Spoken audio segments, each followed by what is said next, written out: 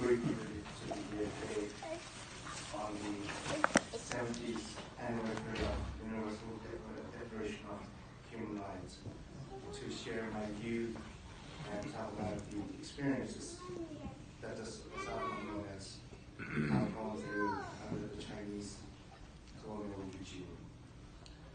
Home to 6 million Mongolians, Southern Mongolia, always known as Inner Mongolia, had never been part of China up until 1949, when the Chinese Communist regime took over the region. Becoming China's so-called first nationality autonomous region, Southern Mongolia has been subject to Chinese government's a series of political purges, ethnic cleansing, cultural assimilation, economic exploitation, and environmental destruction. Surviving China's large-scale genocide campaign in the 1960s through 1970s. Today, Southern Mongolians are facing a different form of genocide, which we call cultural genocide. The government of China is determined to wipe out Mongolian distinct culture and nomadic civilization once for all.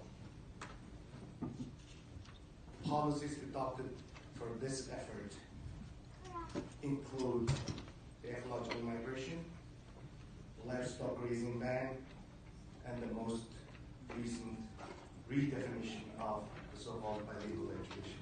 And that policy is aimed at the total denial of the Mongolian rights to receive education in their own language. Mongolians who maintained the perfect balance between the man and nature for thousands of years are now blamed by the Chinese government for the environmental degradation that in fact is caused by the non-sustainable farming and unscrupulous mining practiced by the Chinese. Mongolian leaders who stood up to defend their land and rights are arrested, detained, and sent to jail. Mongolian culture, language, and tradition are eliminated, and Mongolian local communities are torn apart.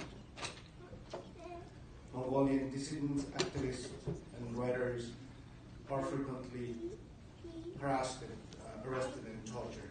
For example, Mr. Ada, who served 19 years in jail and is still under house arrest,